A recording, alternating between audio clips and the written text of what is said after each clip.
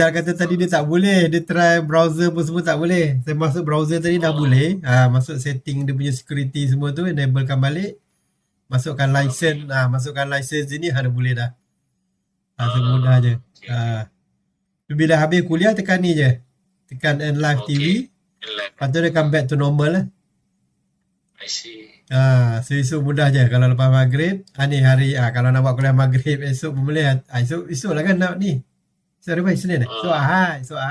Betul. Hari Isnin malam. Isnin malam sini terus tekan ni je. Okay.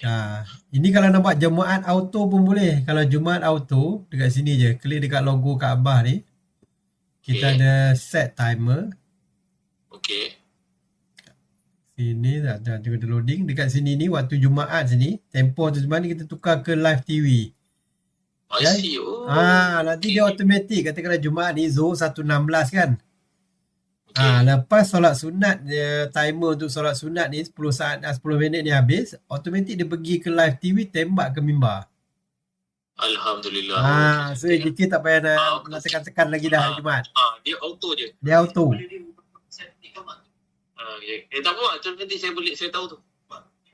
Kalau ikamah ni sekarang 12.10 ni. Ikamah timer. Nak tukar. Nak tukar ni subuh, awalkan lagi. Mana yang nak tukar? Semua 10? Subuh 15 ke apa? Ya. Awak dah tengok kat luar. Apa? Subuh dan Zuhur 12 minit. Subuh dan Zuhur 12 minit. Okey. Ni buat solat sunat 4 rakaat lah ni Zuhur ni. Okay. Ni okey ni. So kita dah buat lah ni. Alhamdulillah. Yang tu memang dah, maknanya Jumaat dah tak payah buat. Dia auto dia auto. Tak payah tekan apa-apa. Okay lah. Ada tazkirah tak Jumaat? Jumaat ada tazkirah tak? Jumaat ada. Kadang-kadang ada tazkirah. So kalau ada buat manual lah. Kalau tak ada biar je. Dia automatik. Bila masuk waktu solat Jumaat 1.16 Zuhur, dia akan keluar 10 minit timer untuk solat sunat.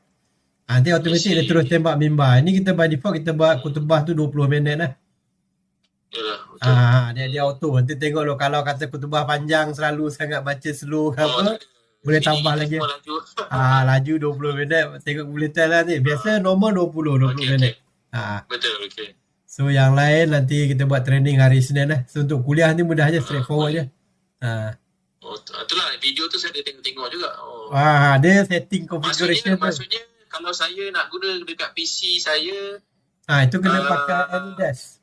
Ataupun kalau PC pakai ni boleh, Ultra Viewer ni balik lah.